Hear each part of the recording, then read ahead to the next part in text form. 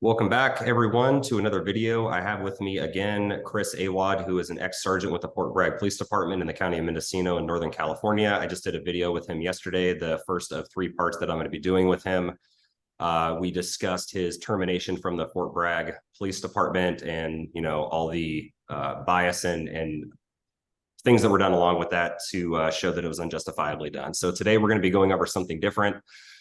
Since I've been doing YouTube, people send me things here and there through Instagram and, email and stuff like that with, stories that they want me or things that they want me to touch on YouTube or cover.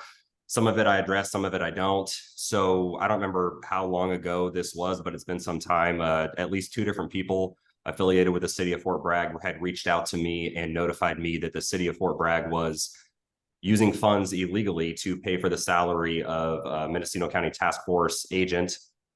And this related specifically to Chris Awad, which is why I wanted to wait to address it till I had him on here, because during his time there for 3 years at least, he was an agent with the Mendocino County Task Force. So yeah, Chris, thanks for coming back on, and we're going to go over this a little bit today. Obviously, this video is more applicable to, people that live in the city of Fort Bragg versus, kind of all over the country, but I needed you to help me understand some of these things. And we're obviously not going to state that. I'm just going to say this right off the bat. I'm not an accountant. I am not an auditor. I am not savvy whatsoever when it comes to budgeting or anything like that. We're basically just going to present the information that you and I have discovered, and then kind of just leave it up to whoever whoever it is that happens to watch this video to decide for themselves, I guess. So we're not saying it was done intentionally or it is illegal. We're just, like I said, just the information and the facts only in regards to some of the stuff. So Chris, I sent you some documents, obviously, that I uncovered myself for the budget with the City of Fort Bragg during the years that you were on the Mendocino County Task Force. So really quick, I just want to explain this to everybody. So actually, why don't you go ahead and explain it, since you were in the task force, in terms of like what asset forfeiture is and what that looks like. Right. So yeah, and I'll give the same disclaimer to you. I'm not an accountant. I'm not an attorney. This is just my opinion and interpretation of the laws that we found, because I know I searched high and low, and you search high and low, and these are the laws that we found in relation to this. So I'm just going to kind of present the facts and the budget documentation. But to go back to your question, Trent, so asset forfeiture is when the government or law enforcement seizes your assets that it can reasonably be established were obtained through ill-gotten funds. So, i.e., example, drug money, or if you were running a prostitution ring or human trafficking, any illegal activity. If that got you paid and it can be established that, or even reasonably established that you got that through illegal means, then it can be seized by the government. And it's not, subjective to just money by itself, like anything of value, a boat, a recreational vehicle, vehicles in and of themselves. Any high value, dollar value items can be taken. It also goes down even specifically as to watches, because if you have a expensive watch and it was gotten through ill-gotten funds, they'll take that kind of stuff too, and what happens is you basically they are supposed to auction it off, or if it's just money by itself, it gets seized or forfeited, and then it goes through a sharing process with all of the involved departments who have a stake in it, right? So they each get a portion of it. Now, to my understanding, what that money is to be used for is for community outreach programs, equipment, things of that nature, training. It has to benefit the police department itself. So, for example, if you have a police department that has $100,000 given to it in asset forfeiture, right? And then the city council were to cut their budget by $100,000, there's no benefit to the police department, and the community outreach programs that can be done with it should relate to gang awareness or drug awareness or prevention of both. I know that There's another portion of it where they can actually give scholarships to people, to my understanding. Like I said, I'm not a lawyer. I'm not super well versed on the law, but that's my generalization of what asset forfeiture can be used for. Okay. So, but you definitely cannot supplant your budget with it for a salary.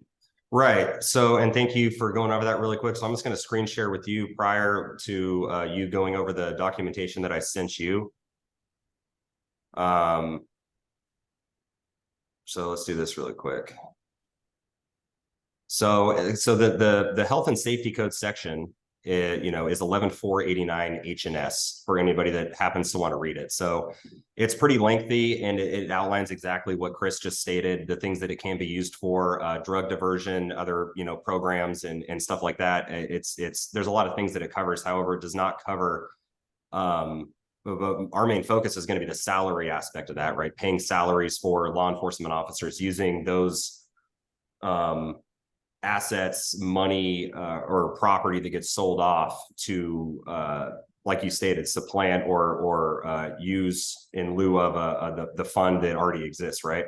So I'm going to focus on this down here specifically. So like you said, shall not supplant any state or local funds that would, in the absence of this subdivision, be made available to support the law enforcement and prosecutorial efforts of these agencies, i.e., and this is how I interpret it. I mean, I don't know if you do the same way, but basically how I'm looking at this is that you can't use asset forfeiture funds to pay for something that's already budgeted for, right? And that would be a salary of a police officer, correct? Right. Or, somebody in the task force. Now, would you agree with that?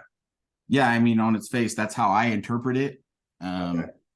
So So yeah, and really quick, let me I'm going to go over because this gets into it a little bit further. So this goes along with that as well. So there's the state code, which is the 11489 HNS that we just went over, and then this is going to be involving feds, right? So you said that everybody gets a piece out of this. So when you guys seize assets, so you're in the Mendocino County Task Force, you have CHP in there. You obviously have the Mendocino County Sheriff's Office. Depending on personnel, you have Willits PD and Fort Bragg PD.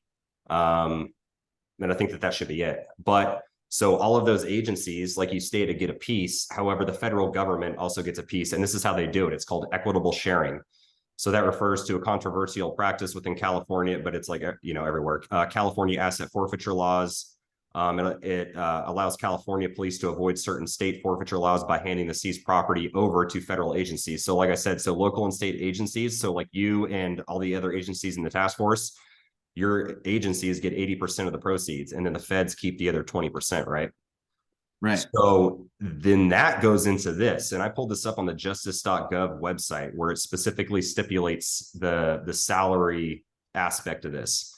So, and that goes back to the equitable sharing of funds, to the feds 20%, 80% to the state and local agencies. So right here, equitable sharing funds may not be used to pay the salaries and benefits of sworn or non-sworn law enforcement personnel. Exceptions. So this is going to be important. So you have federal grants not applicable, overtime not applicable to the situation we're going to discuss today. Federal task force replacement salary. So this is something that I want to look at. So you were in the task force, Right. and so shared funds may be used to pay the salary and benefits of current sworn and non-sworn law enforcement personnel hired to fill vacancies created when a law enforcement agency assigns personnel to a task force. Well, there's a key word in there, Trent. I want you to look at to a federal task force, because we'll get to that. Okay. The replacement personnel cannot engage in the seizure of assets or narcotics as a principal law enforcement duty. A principal law enforcement duty is personnel expected to perform. So what this would look like is you go into task force, right? And then somebody has to fill your spot because there is now a vacancy on patrol on the street. So that person that comes in to fill your spot, technically, this is an exception. The asset seizure funds can be used to pay that individual's salary. Yes. However, they are not allowed to, cannot engage in the seizure of assets or narcotics as a principal law enforcement duty, meaning that that person, whoever fills your spot, has to solely be like a beat cop on the street. And we get into policing for profit, which is a huge criticism of asset seizure in the state of California. We're just going to focus on that for now, because if this didn't exist, so say like your salary as a task force agent is getting funded and paid for by asset seizure, right? So the policing for profit, meaning that you have, not that you did this, but you're going to have an incentive to potentially, go after people that you normally wouldn't, or there's going to be more of a bias there because you're like, well, I have to, seize a certain amount of assets, or we have to generate enough money to afford my salary, right? Or the city themselves, like, hey, so you can be in the task force as long as you're meeting this quota. Not that they said this, I'm just saying that these are things that come up when through the articles that I've read for people that are highly critical of the asset seizure program and how these things get done. So and then when such personnel return from the task force, the law enforcement agency may continue to use forfeited funds to pay the salary and benefits of the replacement personnel for a period not to exceed 6 months. Okay, so that's it though. That the salary isn't so on its face. Unless somebody replaced you, they can't be they can't be paying you directly, right? So then we'll get into everything with you in regards to that. Yep. And to be clear, I was never told like you have to perform a certain amount or seize a certain amount to remain in the task force. That was never ever said to me. But one of the key words I want to point out, and I think you have two different sections of law. You have federal law, which is the 11489 section, and then you have the state law, which is the 11489, and we saw what that says. And then you also have that federal law that says you can replace what it costs for a federal task force agent. The Mendocino Major Crimes Task Force is not a federal task force. We are a county task force. So we would fall under that state bracket. Okay. And then also you have to, you can only pay that hired person to replace that person for up to 6 months. Okay. And it even got even more specific in there in the federal side of it, that if it's a non-sworn personnel that you replace, you have to hire another non-sworn personnel. So like, for example, the DA's office contributes, I don't know what the standing is of it now, the secretary to the task force, right? So in their case, they would need to replace that person with a non-sworn personnel. But where the issues I have with it, one is that we were understaffed the whole time.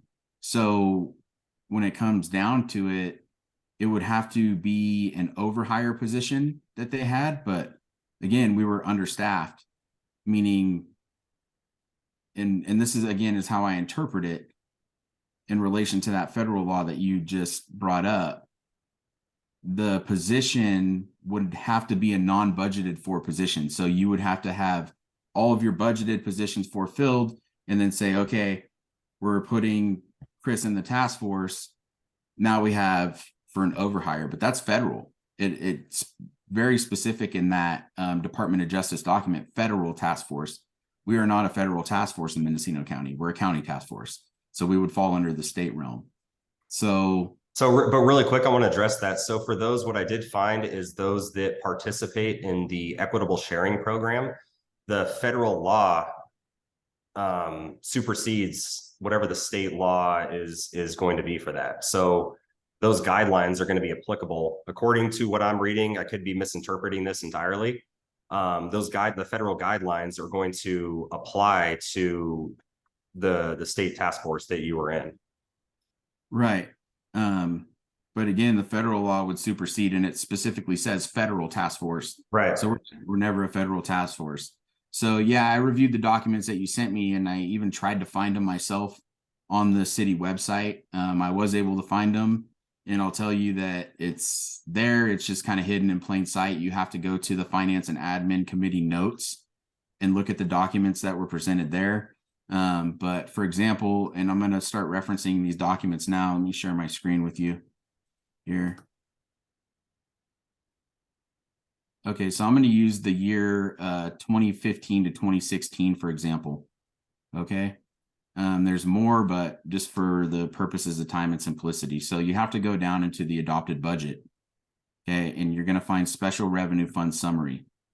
And we'll pay attention to this account here, 167 asset forfeiture, to account for monies obtained from seized assets relating to criminal activities. These funds are used solely to support law enforcement purposes. Then you come down here and it gives you a breakdown of how they spent the special funds. So if you look here, you have special fund 167 asset forfeiture. Right here, the first line, inter-fund cost reimbursement.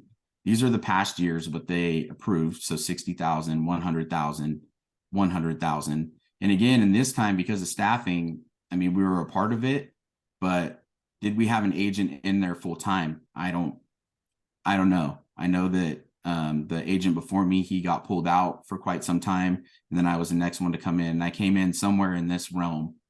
Not so much the whole year, but pay close attention to this number here, $125,000 for expenditures for interfund cost reimbursement out of the asset forfeiture account.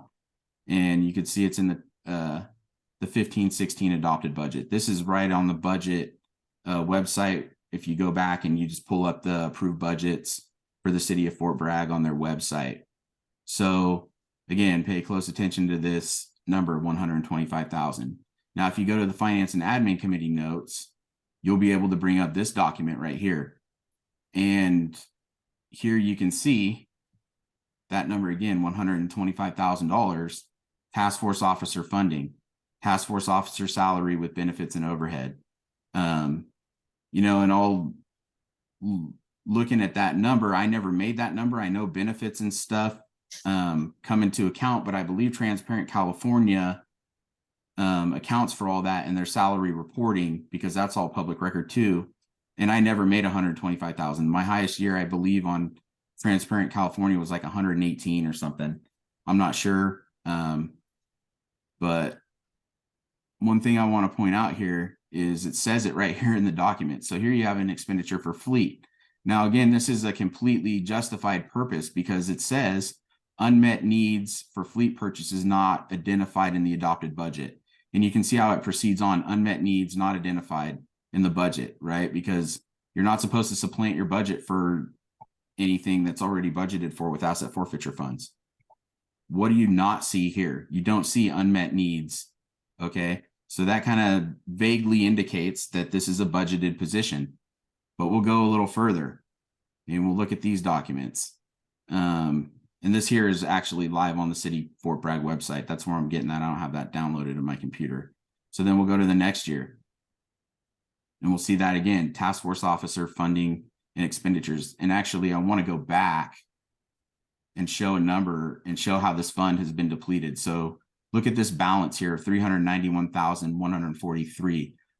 And another point I want to make too is funds are going to trickle in to this account as cases adjudicate. I mean, it's not like, I mean, it could be years before you get funds from a seized asset forfeiture case, you know? Right.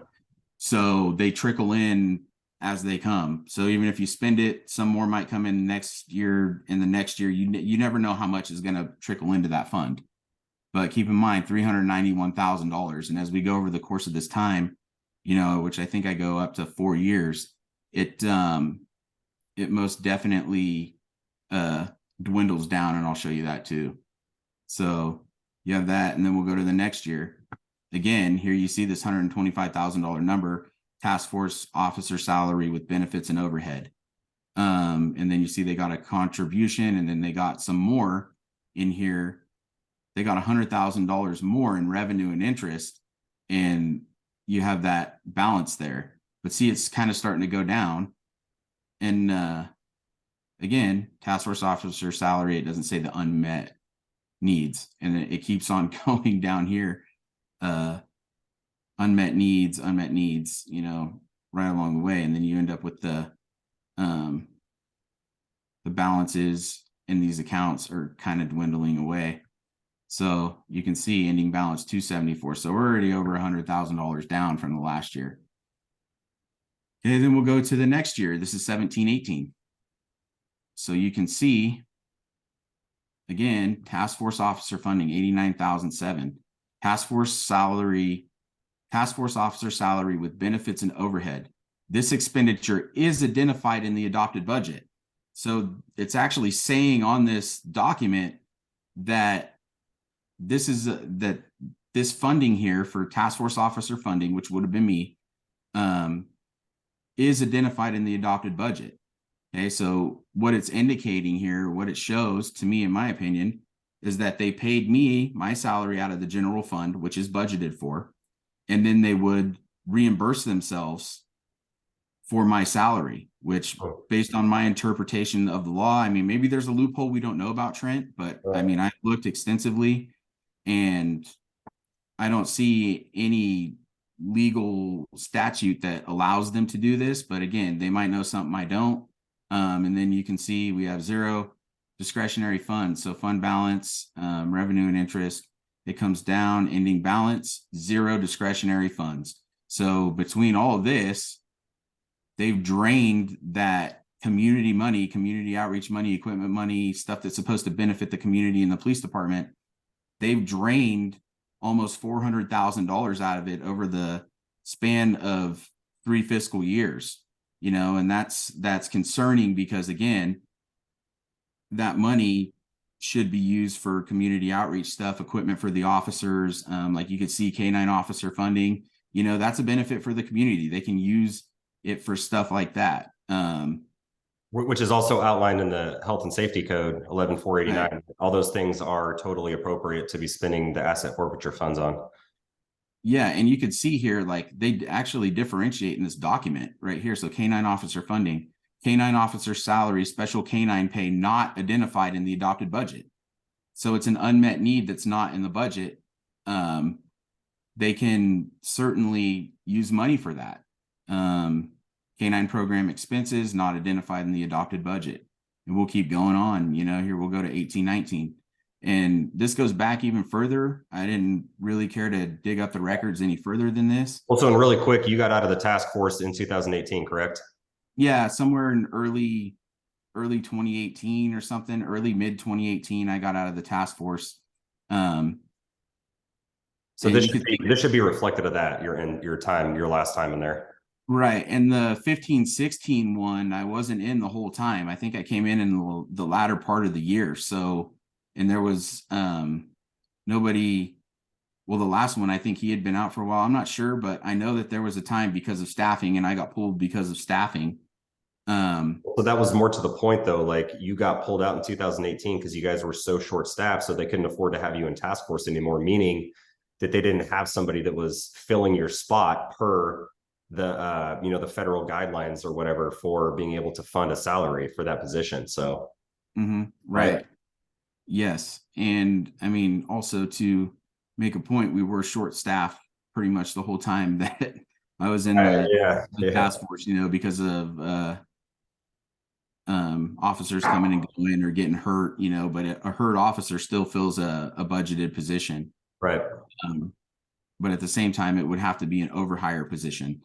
Okay. So, but again, you know, that last year, they only take 2,000, but there's just nothing really to take anymore, you know, and this is a different asset forfeiture account. And this is like the one that you can use.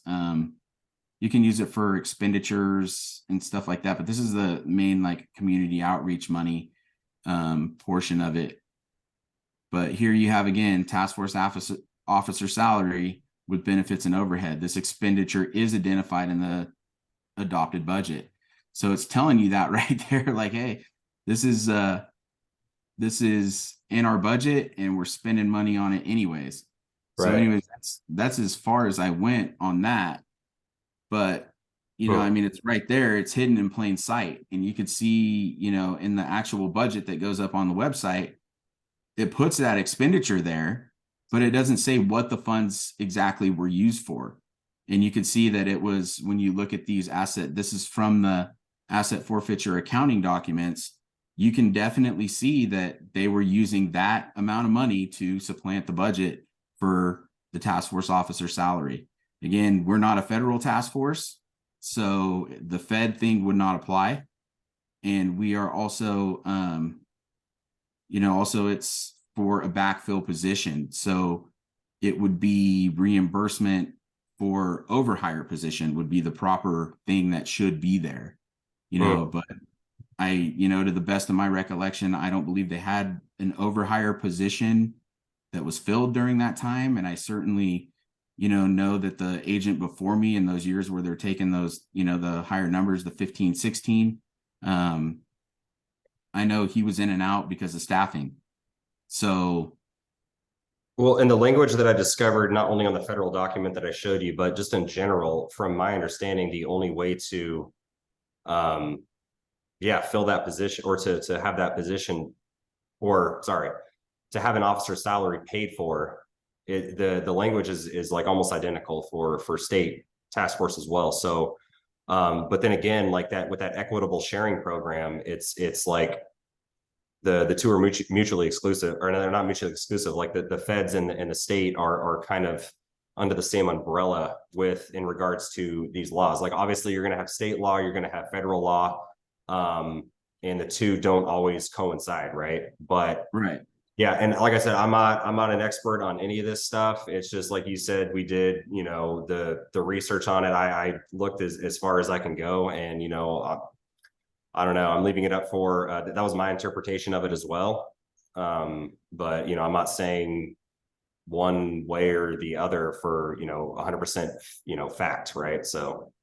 Right. And, that's just my opinion of it, my interpretation of it. Again, it's not legal advice. It's not, I'm not an attorney. I'm not this. Yeah. But when you look at the documents and it's like, okay, I mean, on its face, the way I interpret it is they're misappropriating asset forfeiture funds. They're stealing money from the police department and from the community, and it's like, when I look at how things go down in Fort Bragg, it's like, if you're augmenting my salary, give the public works guys a raise. Like those guys work their asses off for that city, and they're treated like shit in terms of like negotiations and stuff. So it's like, we can't even tell exactly like, what did you spend the money on when it was put back in the budget, Right. Right. Because if I didn't make that much, or maybe I did, maybe there's, a portion of it that isn't made aware to me of my salary. Like there's overhead costs with a police officer. There's, the pay isn't on its face what you get, but if what I got doesn't match that $125,000, not only are you taking the money, you're keeping the change. So what are you spending the money on?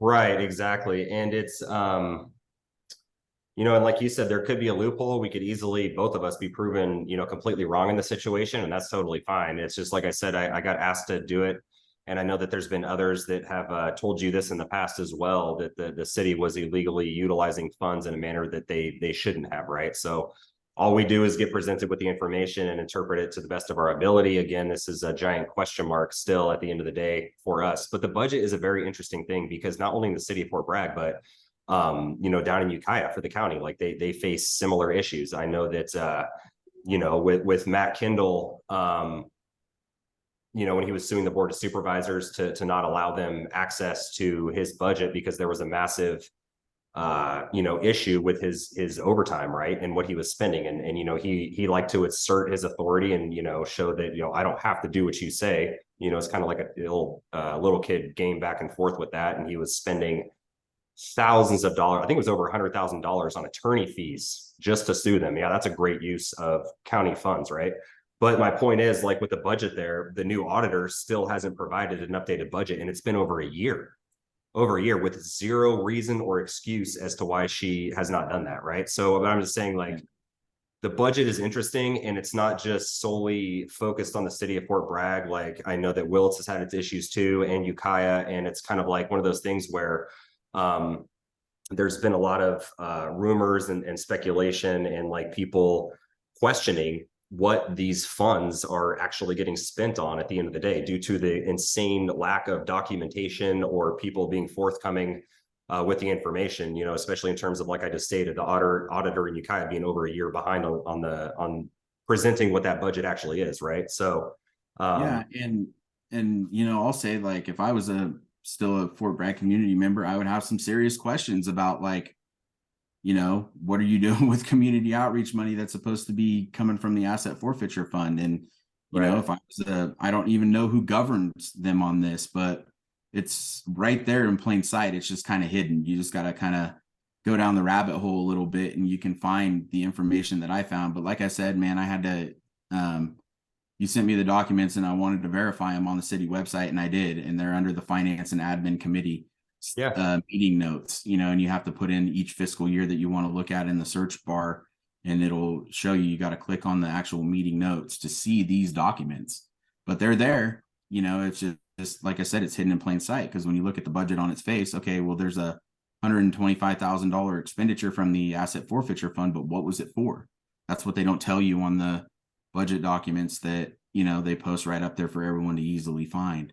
Right. So And yeah, I mean, it, you and asked me to look into it, and I yeah. did. And Yeah, and yeah, I appreciate that. Thank you for taking the time to do that. And there, like I said, there could be a reasonable, completely valid explanation for why they do the way that for how that money was spent. But maybe going forward, they could be you know, a little more specific in regards to like what was spent on what, and you know, exact dollar amounts, and you know what it was all used for, sort of a thing. There could be like a policy change that could be of benefit to people in these communities that are questioning these sorts of things. So right, and yeah. after the first video aired, I had people reach out to me too, asking, you know, like the city and their asset forfeiture, and I just, you know, kind of had to tell them like, hang on, you know, it's probably coming, but Yeah.